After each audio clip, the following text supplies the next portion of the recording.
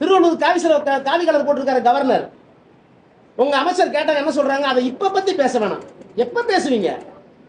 திருவள்ளுவர் எங்களுடைய இனத்தினுடைய, மொழியினுடைய, கலாச்சாரத்தினுடைய அடையாளம். பிறப்புக்கும் எல்லாம் உயிருக்கும் எம்பளம் போட்டுட்டா பத்தாது.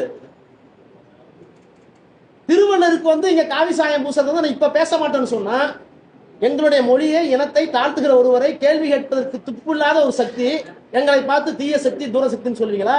நீங்க என்ன சக்தி? நார சக்தியா? கேட்க மாட்டோமா? அப்புறம் நாங்க சாதி, மதம், பணத்தை எல்லாம் உடைச்சிட்டீங்க. நீங்க சாதி பார்த்து கேண்டிடேட்டே போடல, நீங்க மதமே பார்க்கல.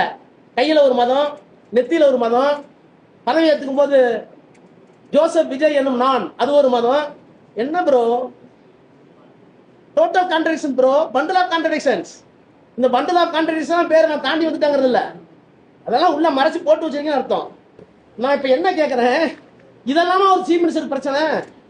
ஒரு சீஃப் மினிஸ்டருக்கு முன்னாடி என்னென்ன பிரச்சனை இருக்கு? தமிழ்நாட்டுக்கு தர வேண்டிய உரிமைகளை நீ தந்தீங்களா?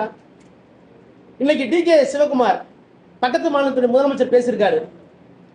திமுகவும் ஸ்டாலின் இருக்க வரைக்கும் தான் எங்களுக்கு பிரச்சனை, மேகதாதுக்கு இனிமேல் எங்களுக்கு பிரச்சனைங்கிறார்.